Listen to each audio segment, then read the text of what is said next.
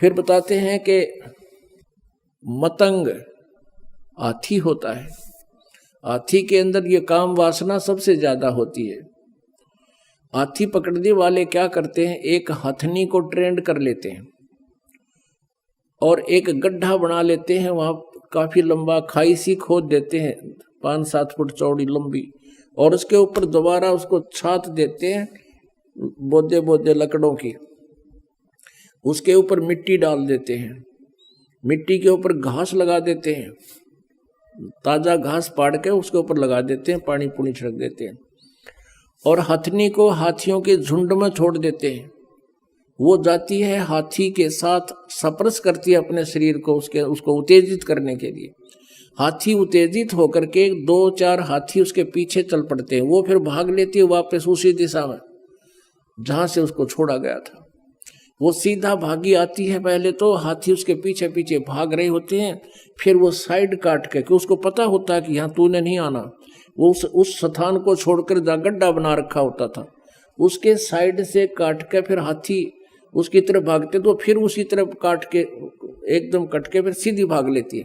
यानी उनको ऐसा ट्रेंड कर रखा है, वो एक बार ऐसे भागेगी वो स्वयं साइड पकड़ के आती है और फिर सीधी इधर भाग लेती है।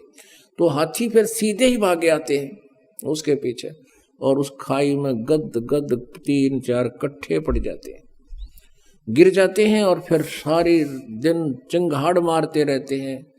और वो हाथी मार पकड़ने वाले ऊपर खड़े होकर के उनके लंबे लंबे भालों से उनके सिर में ठोकते रहते हैं। 2-3 दिन उनको आहार नहीं मिलता, तब वो समर्पित कर जाते हैं, निढाल हो जाते हैं, तब उनको पकड़ कर लाते हैं। अब क्या बताते हैं, कुरंग मतंग पतंग सिरंग भरंगा इंद्री एक ठग्यो 30 अंगा। फिर पतंग है। अब वर्षा के दिनों में आप देखोगे लाइट के ऊपर पहले दीपक होते थे बगैर कवर के, और ये जीव जंतु पतंग उड़ के सीधे उस दीपक के ऊपर गिर जाते हैं और जल के मर जाते हैं। उनके बस की बात नहीं, वो इतने विवश हैं उस रूप के ऊपर, वो बहुत आसक्त है, वो मर जाते हैं, हटते नहीं।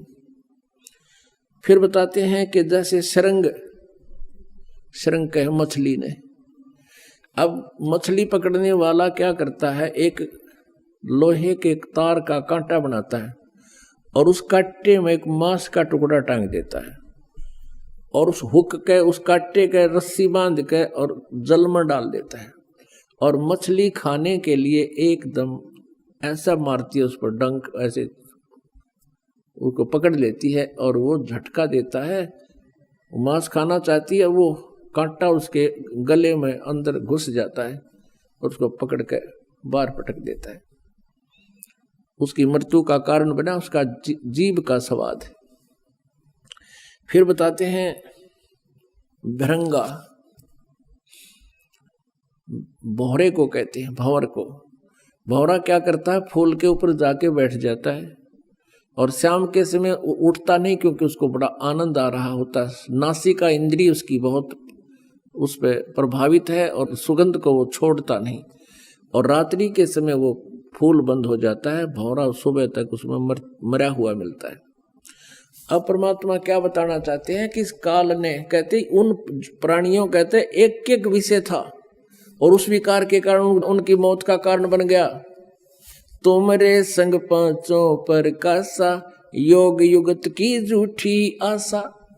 और मनुष्य जीवन में काल ने ये 5 विकार ला रखे हैं कि कहीं वो भक्ति ना कर ले, मेरी जाल से निकल ना जाए। तो कहने का भाव ये है कि जो साधनाएं ये ऋषि महर्षि कर रहे हैं, उनसे ये विकार नष्ट नहीं हो सकते, ये नॉर्मल भी नहीं हो सकते।